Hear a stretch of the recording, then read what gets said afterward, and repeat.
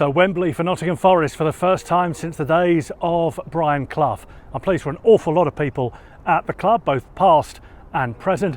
One man who has seen it all over the past 25 years is Colin Fray. So how is he after that dramatic win over Sheffield United? Colin Fray next.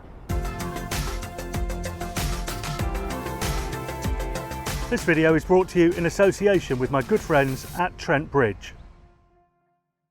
Colin, great to see you. You look as though you've recovered from the other night. How was it for you? Every single emotion in 120 odd minutes. It was first of all, it was great. Had a great start. And just when we thought it was going to be plain sailing, Forest did a Forest in the second half of a playoff semi-final in the second leg, and then it was very, very tense. Extra time was nerve-shredding, and the penalty shootout, well, it's hard to even describe what the nerves were like with that. I'm pleased Brice Samba saved the first couple of penalties, because it kind of meant Forest were on top throughout the penalty shootout, and you always thought, well, actually, that's, you know, they really should go on and win it from here. But I mean, just every single emotion and the outpouring at the end. I mean, I know there've been some horrible things that happened during the course of the pitch invasion, but you could just see by the speed with which people came out of their seats and onto the pitch that it was just like, well, here's 30 years worth of pent up frustration. That we finally managed to win a semi-final and Forest to go into Wembley. So it was an extraordinary night for all sorts of reasons, but they made it. They've done it. Yes, they have done it. Was there a point where you thought they're not going to do it tonight? It's going wrong again in a Yeovil way. Well, the thing with the game was, and I'd become aware of this on whatever night it was, Tuesday night, but I didn't really make much reference to it, because I kind of didn't want to tempt fate, because the similarities between the 2003 semi-final against Sheffield United were extraordinary when you think about it, with Brennan Johnson scoring in both legs rather than David, who scored in both legs, of course, in 2003. Forest in the second leg had found themselves 3-1 up on aggregate, which is exactly what happened at Bramall Lane in the second leg. Then Sheffield United scored twice to make it 3-3 and force extra time, which is exactly what happened in 2003 at Bramall Lane. And just the echoes of it were just, I'm just sitting there thinking, I can't believe it. This surely can't be happening again. They go to extra time and you think, well, Sheffield United score here, and it is a complete repeat of what happened in 2003. But as I've been saying all season, there's something a bit different about Forest this season. It is different. It has been different since the middle of September. And thankfully, it was different this time. And they managed to find a way through, largely thanks to their goalkeeper, who was absolutely extraordinary on the night. Yeah. It's amazing, isn't it? Because that, you know, we've been keeping in touch through the season, chatting about Forest and whatever. And you've said, oh, it's different. It's different this season. And obviously, they're chasing the playoffs, and you think, are they going to make the play? Oh, they're going to make the playoffs. Oh, they could catch Bournemouth. Are they going to catch Bournemouth? Well, no, not quite, but they are. You know, it feels different this year. But did you have that belief in that extra time period that it was different? Because in the end, they've come through it, and you have to say mentally they've been pretty strong to withstand that fight back and come out the other side of it, which obviously they didn't against Sheffield United before, and they didn't against Yeovil before. So is that an example of them being stronger and it being different, or is it a bit of a worry for the final potentially? Well, I think it is. I think it is a sign that they are different, that they are stronger this year. They are stronger mentally. They're stronger in terms of the way they play, and their belief has been unwavering since Steve Cooper came in. I mean, his constant expression is, we have a plan and we stick to it, and they very much have. There've been a few occasions on the high profile occasions, some of the high profile occasions, where they have found it really tough, because they've come up against really good sides who have managed to pen Forest in and stopped that kind of free flowing, spirited football that we've become used to seeing from Forest this season. It happened in the second half at Bournemouth. And you have to give full credit to Bournemouth for the way they basically secured their promotion by stepping it up in the second half in front of their own fans. And Forest struggled with that a little bit. And then it happened again to a certain extent in the second half against Sheffield United in the second leg. But what you would say, I think, I mean, I haven't watched the game back yet, but I think if from what I feel about the game, Sheffield United had that really good spell at the start of the second half, got their early goal to kind of get themselves back in it. And there felt something a little bit inevitable about another goal coming for Sheffield United because they had such momentum. But once they got to 3-3, Forest started to come back at them a little bit. And that is what's different, I think. That's one of the things that's different, because I think in many, many previous years, and we've certainly seen it in those previous playoffs, but I think in many previous years, Forest crumble at that point. And, you know, they're in front of their big home expectant crowd. You know, you were there, you've seen it happen with your own eyes. You can almost see them falling apart. Did that not happen? I mean, I was watching on the telly at 5:30 in the morning, whatever time, and I never got a sense of apprehension from the crowd coming through my TV screen. Yeah, was there that there? Right. Because 10 years ago there would have, or 5 years ago there would have been at 3-3, there would have been that apprehension and suddenly the pressure on the players. And that belief that I talk about, and that kind of faith in the plan, if you like, is not only through the squad and the players, but that's filtered through the supporters as well. Right. The support this season has been absolutely magnificent. It has been superb. And I mean, you know, you and I have been in some big occasions at the City Ground before. You know, nighttime derby matches are always one of the highlights. We always talk about that, don't we, as the best atmosphere. I've never heard anything like what happened on Tuesday night. I mean, from half an hour before kickoff, it was deafeningly loud. And through that second half, when Forest were under the cosh a little bit and they were struggling and they needed some help, they got help. Boy, did they get help from their supporters, because there were stages through that second half where everybody in the entire crowd on all four sides were on their feet, stamping and yelling and twirling the scarves above their head and singing their songs loud and everything. And you know, the players have been talking all season about how much that kind of thing helps them. And Ryan Yates said it again after the game on Tuesday that, you know, they really felt it. And Steve Cooper said, forgive me, can't remember if it was before or after the game, but he's been talking this week about how much the fans have helped them to get into the position that they are. They've helped them through matches. I think it was after the game, actually. He was, again, referencing that support. So that belief in Forest has... you know, as I say, it's not only through the supporters and the belief in the way they play, the belief in the plan. It's not only through the squad, it's through the support as well, and it's united everybody. They are so together now as a whole unit. You know, everybody. The city is buzzing, and the club is buzzing. The fans are buzzing, and it's, you know, I think you have to go back to probably even before your time. I think probably in the sort of 97, 98 promotion season, Van Hooijdonk and Campbell, when they were champions in the championship that season. I think you have to go back to then to really find the kind of football they've been playing, and B, the sort of buzz around the club. Even when they were reaching playoff semi-finals before, in the intervening years, they've not played the kind of football that they've been playing this season, and they've not had that whole galvanized spirit about everybody pulling in the same direction and being right behind them. Definitely haven't seen this for decades. What about Steve Cooper then? I mean, I see the interviews on YouTube that Forest put out that you conduct, and you obviously seem to get on with him very well. He seems very kind of down to earth and very normal, like a normal bloke, really. So how has he done this?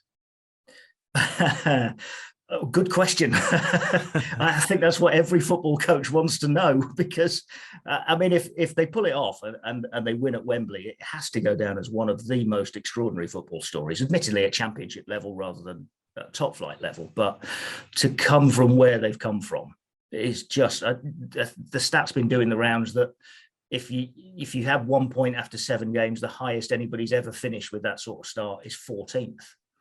And Forest got a chance to be in the Premier League. I mean, the turnaround is just, I've described it on the radio this year a few times as, I think we're seeing about 5 years worth of progress in the space of however many months it's been, certainly within one season, because you would think from where they were, and they were they were rock bottom in every sense. They were rock bottom in terms of their league position, but in terms of their confidence, their belief, everything was on the floor of that club. And to go from there to where they are now, i.e. challenging for a place in the Premier League, I would think normally take about 4 or 5 years to get to. And so how's he done it? Well, I can't tell you that because I don't know, because I'm not privy to his exact methods, but very, very focused, very keen right from the outset to make sure that if they win a game or if they lose a game, their only focus is on what's next. So you would say the old adage of keeping your feet on the floor, not getting too carried away with a win, all of that sort of stuff. And I know that we've kind of heard that from coaches before and from managers before, take one game at a time. It's the oldest cliche in the book, isn't it? But and to be fair, Steve Cooper doesn't usually use that cliche, but focus on the next one is one that we've become very used to seeing and hearing. And we all know that it's coming. And there's a bit of a joke about it now in press conferences and stuff, because he preludes it with, you know what I'm going to say. But it kind of works. And having worked with him now for the best part of a season, I can see how the influence on players can work, especially obviously they have it day in, day out, rather than a couple of times a week as we meet football managers and coaches. But he's sort of made me look at it in a different way just by chatting to him in these interviews and stuff, and listening to his philosophy on football and how, there's no point worrying about what might happen. There's no point thinking about Huddersfield at Wembley, because if you're thinking about Huddersfield at Wembley, you're not focused completely on beating Sheffield United to get to Huddersfield at Wembley. Do you see that kind of... I I find surprising, Cole, is he's not... I mean, for all the things on the pitch afterwards, which is great fun, but he's not... If it was a Billy Davies type, I don't... let's not go down old avenues and let's not bring him into the conversation. But if it was that kind of tub thumping type manager and up and at 'em and, fiery on the touchline and that sort of thing, I could understand it a little bit more, that he turned it around because he was so different to Chris Hughton. But people I've spoken to at the club and people like yourself as well, Chris Hughton was a lovely fella. And Steve Cooper seems to be a lovely fella as well. Yeah. So it's not like there's a complete contrast and, he's come in and started throwing teacups and motivated them in a different way. No, but there's a complete contrast in the way that both of those managers want their players to play. Right. And that's, for every coach in any sport, I suppose, but, particularly in football, they need their players to see results, don't they? So they set out their plan. They say, this is the way we're going to play. This is what we're going to do. But if the players see it not working, and then you stick to the same plan all the time, then the players have no belief in it, do they? The players have to see that plan working. They have to be able to see, oh yeah, that's why we do that. We're doing that because that leads to that, and then that works, and then we win football matches. And from a very early stage, obviously, he came in and started getting wins straight away.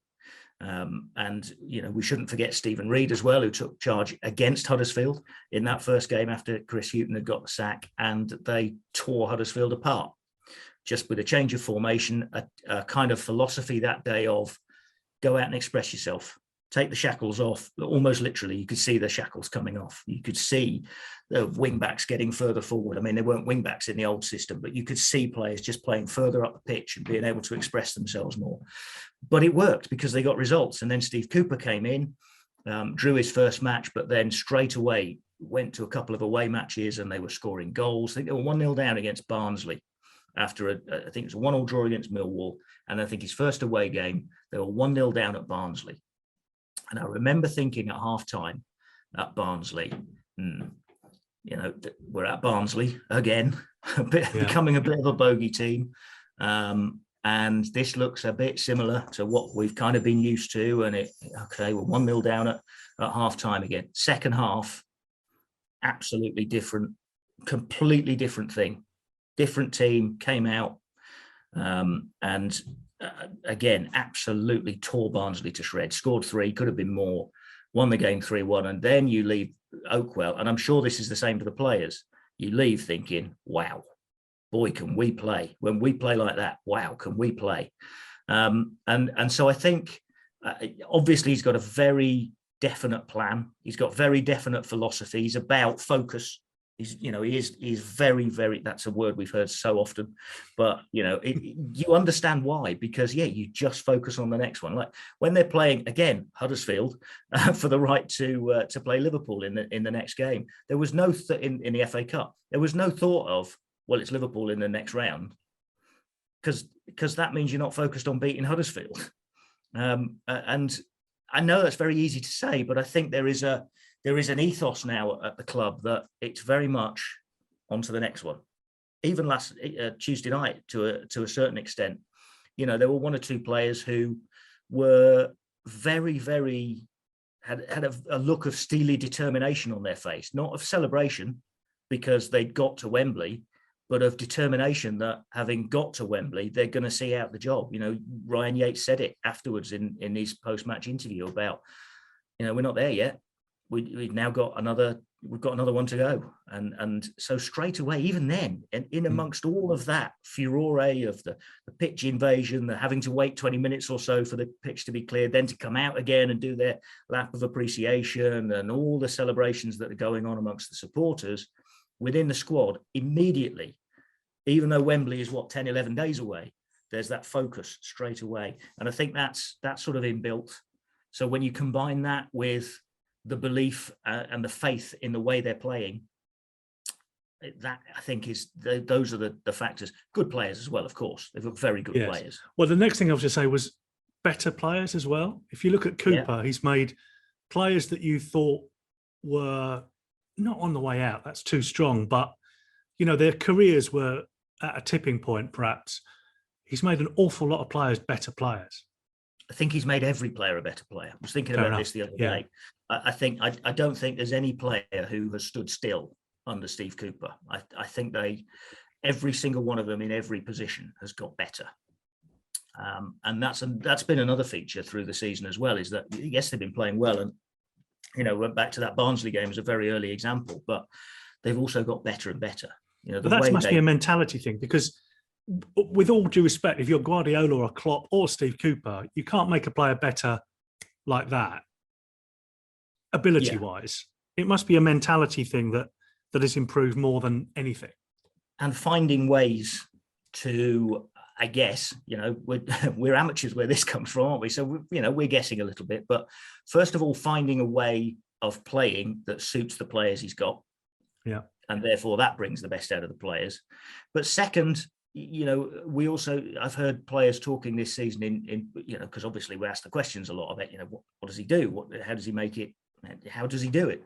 And they always talk about that focus thing and all the rest of it, but also talking about being in certain positions when the ball is in a certain position, moving into a certain area of the pitch when players developing in a certain place, kind of anticipating, if you like.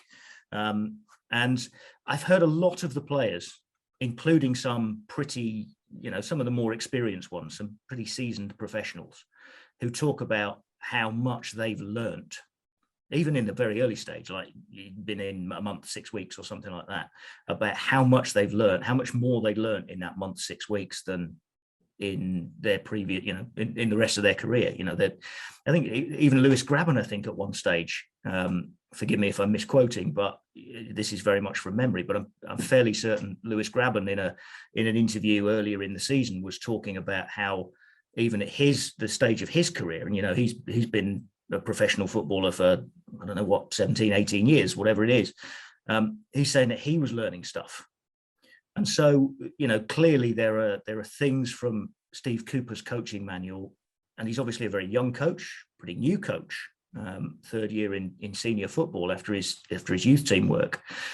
Progressive coach, and clearly has come with a load of new ideas, which have benefited the players to make sure they're giving, here's another phrase that we hear a lot, the best version of themselves. And it's interesting, because we hear that, we've heard that phrase from Steve Cooper, but we also hear it from the likes of Andy Reid talking about the under-23s who've had a great season. We hear it from Warren Joyce ahead of the under-18 FA Youth Cup final the other week at Old Trafford. What an occasion that was, by the way, for the youngsters, even though they lost on a dodgy penalty decision, which was very cruel. At Old Trafford at the Stretford End, who'd have thought? I wondered if you might shoehorn that in, and by Jove, it's taken 25 minutes, but we've got there. But so again, talking about permeating through the whole club, that's kind of, it genuinely is, getting everybody together. It's not just Steve Cooper and the first team. Everybody's together. He doesn't believe in a hierarchy. Everybody's in it together at the club. And he's kind of pulled all the supporters together, and the club is just riding the crest of the Cooper wave. I've been watching on from afar as Nottinghamshire's cricketers have made a really decent start to the season at Trent Bridge, and it's made me pine for a lovely summer's day at the ground as well. I wanted to remind you that the place to go for all of your tickets is tickets.trentbridge.co.uk. I'll pop a link in the description below so you can go there directly. So whether that's this summer's test between England and the world champions New Zealand, a T20 international against India, the Vitality Blast for Notts, the Trent Rockets may be in the 100, or even a day of relaxing county championship action, or the final of the Royal London One Day Cup. There is plenty to watch this summer. I'd like to thank my friends at Trent Bridge for sponsoring this video, and don't forget to go online to get all your tickets. Have you thought about Wembley? I mean, I've been gone, just over 2 years now, a bit more than 2 years, and we always used to take the mickey out of the fact that you'd never commentated at Wembley. Have you? I mean, yes, it's great. You'll love it. It's been mentioned a few times this week. Before I thought it might be. That's good. That's good. I went to watch Southend, my team there at Wembley. I mean, twice actually. Yeah. Fantastic. Yeah, have you thought about what it's actually going to be like on that day? I can't really. I haven't really, because I can't really imagine what it's going to be like, to be honest. I mean, I'm very much looking forward to it. But from our point of view, it's not just a question of turning up and starting commentating at 4:30 on Sunday afternoon. No. There's a heck of a lot of work we've got to do between well, it's now not. and I'm afraid Sunday. it's not we anymore. You're on your own, sunshine. So it kind of, what my focus at the moment, to use that phrase again, is very much on that, really. It's kind of like, right, okay, what do we need to do? How do we do this logistically? Who do we need where, and all that sort of thing. Mansfield are there the day before now as well, which is, terrific occasion for them. What a weekend it's going to be. We might have a Notts County semi-final of their playoffs the same weekend as well, the same day as Mansfield play in their final. So we need to sort all that logistics out first and make sure we've got the right people in the right places. And then I think probably next week, when I sit down and start doing the research on the Huddersfield players, will be when it kind of starts to really hit home that this is a final at Wembley. And I've been talking to one or two of the other local radio sports editors who have, funnily enough, been to Wembley before and had their teams at Wembley. And you could have picked any of them. Oh, you'll love it. You'll love it, they'll say. You'll absolutely love it. Well, I hope so, because I've been waiting long enough. Yes. I noticed, was it today or yesterday, the ticket allocation has come out, and I think is it 36, 37, 38? Yeah. Would Wembley have been the last time Forest played in front of that many of their own fans? Their own fans. Yeah, I think it would have been. I can't think of any other occasion where they'd have had that many of their own supporters in. They'll have played again, in bigger crowds, but that will be largely the home support. Places like, they went to Manchester City, didn't they, in the FA Cup a few years ago? So, and Arsenal in the League Cup, I don't know what the attendance was that night. But in terms of Forest's own supporters, it must be the last time at Wembley that was the last time they played in front of that many fans. And I think that, I don't think they'll have a problem selling out. I mean, I think they will certainly sell out. I think they'll want more if they can possibly get more. I don't know if they can. No, Sunderland in the League One final have been able to secure a few more tickets for their allocation. Whether or not Forest will be able to, who knows? But such is the clamour for tickets, the demand. As I said, the city is buzzing. Everybody wants a piece of it, and you know, they've sold out every home game this year, and every single home game has become an occasion. It's become an event. You know, the passion, the passion that we're hearing from the terraces, from the stands, has been extraordinary this year. John McGovern earlier this year, I did a piece with, you know, John well. He said, even through his European days and everything they were winning, he's never heard the fans as noisy and as supportive as they have been this season. That tells you everything, really, about how much everybody is behind Forest and enjoying what they're seeing from Forest, loving it.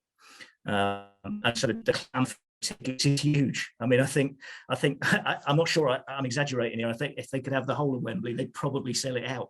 They probably would, because people would just take mates, and you could see them. You know, that's how popular Forest are at the moment. A Forest ticket is the hottest in town, and the playoff final will be no different, I think. That's brilliant. What are the chances of winning? Because, you know, in my mind, I've thought, well, Sheffield United was a tough draw, if you like, in the playoffs, and whoever wins that will be favourites. But of course, Huddersfield finished above Forest in the table. We should remember that. But it's kind of in my mind. It's not a gimme by any stretch of the imagination. But Forest will go in as favourites, I would think, despite finishing below Huddersfield. Sure. Well, I think so. I mean, obviously, they gave Huddersfield and every other team a 7-game start. And so if you take points per game over the 39 games after you take the first 7 games off, then Forest are the best team in the Championship, even better than Fulham and Bournemouth, who've gone up. So, you know, Forest are certainly have been, even if you take those first 7 games into the equation, they've been one of the best teams in the division. But obviously Huddersfield have as well. You know, Huddersfield have gone, I think from our point of view in Nottingham, a little bit under the radar. You know, they've got there. Everybody was a bit surprised when they got there. Then everybody's a bit surprised how long they stayed there, and then they've managed to finish third. And they've not been as spectacular as Forest. So I very much would not underestimate it by any stretch of the imagination. And of course, as Steve Cooper has already said, you never know, because you talk in hypotheticals. Forest have not been in this position before. They've not been to Wembley for 30 years. We have no idea. Most of the players who will be playing weren't born the last time Forest were at Wembley. So we have no idea how they're going to handle the occasion. But they have handled occasions, albeit, as we mentioned right at the start, sometimes they've had little wobbles in between, you know, during the matches. But I was going to say whether Liverpool and Arsenal and Leicester, whether those kind of those experiences will really help them this time round. Yeah, you would think so. So it will be about occasion. What I've said a number of times, when certainly seeing Forest in that run where they won 7 out of 8 games after they resumed after April, after the international break early in April, they came out and they hammered Blackpool 4-1, and they, I think even just before the international break, they destroyed QPR. It was only 3-1, but they'd absolutely played them off the park at the City Ground. Then they smashed 4 against Reading, scoring 1 in 17 seconds from the kickoff. They beat Swansea 5. And through that time, I've been sort of saying that there's no team, including Fulham and Bournemouth, there's no team playing football like Forest are in the Championship. And again, in the first leg at Sheffield United, don't underestimate how good Forest were in the first leg. For all Sheffield United came back at them well in the second leg, Forest were brilliant at Bramall Lane. But for some wayward finishings, perhaps a little bit harsh, for some unlucky finishing, you know, they were inch wide of each post, and then goalkeeper made a double save. They could have had that tie wrapped up because they were so good. And again, that was that kind of football that you just don't see other teams in the Championship playing. So what I'm saying is, if Forest can handle the occasion and go out at Wembley and produce that kind of football, then I can't see Huddersfield living with them. But obviously it's hypothetical. It's a big if. And if it becomes a grind, like the second half was against Bournemouth, and it was in the second half, particularly second leg against Sheffield United, which is what Huddersfield, I think, will try and make it. But more then difficult, of course, at Wembley, you would think. absolutely, it will be more difficult for them to do that at Wembley. But and you kind of think, in a very basic sense, the wide open spaces of Wembley might suit Forest to have a little bit more space to run into and get that flowing football going. So I think you're right. I think Forest will go in as favourites. I think they have been the best side over the last 39 games, and they've proved that consistently. And if they can find their peak form at the right time, then they should win the game. But we all know what football's like, and we're not taking anything for granted, are we? The one doubt in my mind is it now or never for Forest? Not never is too strong a word, but is it, because given the impressive season they've had, and one or two younger players might fancy a shot in the Premier League if Forest don't make it, is this the chance? What it is potentially club defining, club history defining. That's what I'd say, because it's such is the money that is at stake. Forest have never known anything like it. It will change the face of the club. But I think you're right as well. I think if they stay down, then the face of the team changes a lot, because I think the likes of Brennan Johnson is being much coveted by so many Premier League clubs. So too is Jed Spence, Joe Worrell, for instance. Would they get James Garner back for another season on loan from Manchester United if they're in the Championship again? You could see a big change. And the other thing is, would clubs have a look at Steve Cooper, given what he's done this season, and in his previous two seasons as well? So I think there's an awful lot at stake. There's an awful lot at stake. It could change the face of the club forever if they go up. More to come from Colin Fray in a moment. Need to thank my members of Chippers Club, particularly Gold members. I'll list those in a moment. If you want to sign up and see the full version of the video, see it at least a week early and without YouTube ads, I'll pop a link in the description below. It will help support the channel going forward. You can also support the channel on a one-off basis as well. If you fancy, if you like what I'm doing, click on the $ below next to the comment button, next to the like button, and you can make a one-off donation, as I say, to support the channel as well. But my gold members this week are Ant Adam, Damien Miles, Henny the Hero, Tiny Media, Philip Sheldon, Chris Annabel, Paul Harrison, Christian Tonnies, James Sorden, Thomas Newton, Mark German, Alan Francis, David Shelton, Mark Davis, Ez Chowdhury, Paul Metcalf, Tim Hayward, Richard Waterhouse and Ian Russell. Thank you for your support. Let's get back though to Colin Fray and Wembley.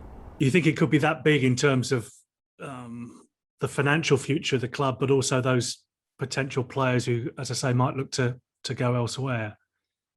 Yeah, I mean, you never know, do you, what individual players are thinking? And, it may be that because they've had such a good season this year, they want to give it another go with Forest and see what can happen over a full 46 games rather than this sort of truncated 39. But it feels, I mean, every team that gets into the playoff final, it is sort of club defining, isn't it? I mean, those yo-yo teams that have had a taste of the Premier League, it's perhaps a little bit different.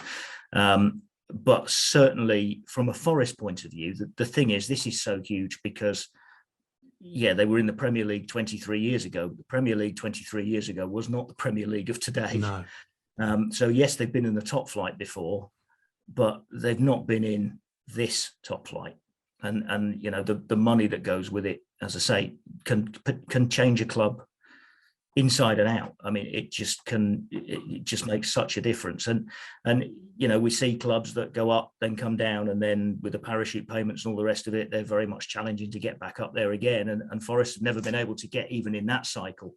But so yes, potentially club defining, club history defining, I think, because if they go up, then it changes the face of Forest. All that money is something that has been unprecedented throughout Forest history, and suddenly they'll get it all in one go. Yeah, and you don't have to worry about FFP and that. No, it all becomes sort of yeah. It's just it is a different ball game, isn't it? It is completely different. And then there's that other side of the coin of, well, what if it doesn't happen and they stay down, then what does the squad look like for next season? possibly dramatically different. But as I say, you kind of never know on that front. The other thing I'd say is that, I mean, you know me, my glass is always half full.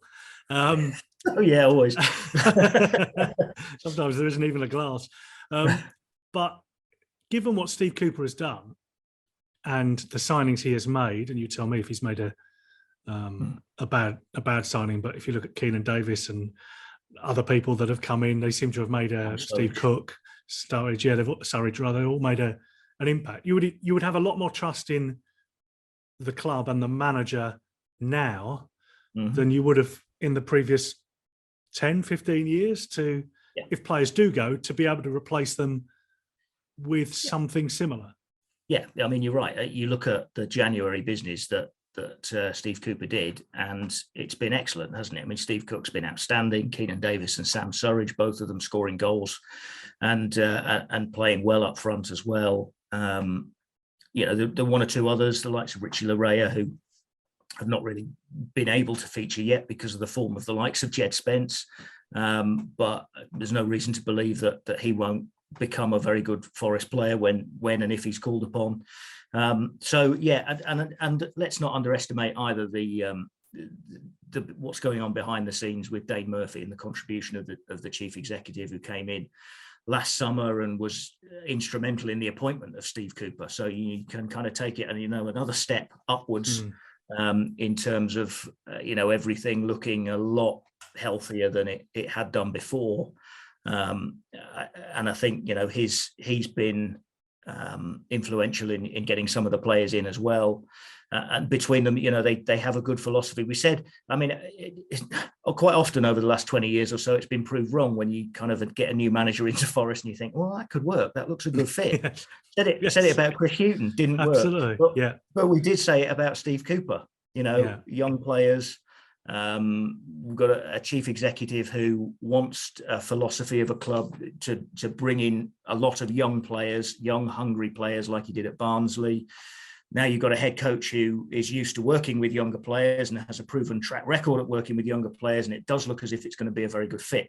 And actually this time it's proved to be right. It does look a good fit. It has been a good fit, and it's worked. And that's been an absolute joy to watch this season. My thanks to Colin Fray. If you want to hear more from Colin talking about his near 30 years covering the Reds, that is here for you, or from the days of Brian Clough and Forest's last time in the Premier League, Martin Fisher is here. My thanks to Colin Fray, as always. See you next time.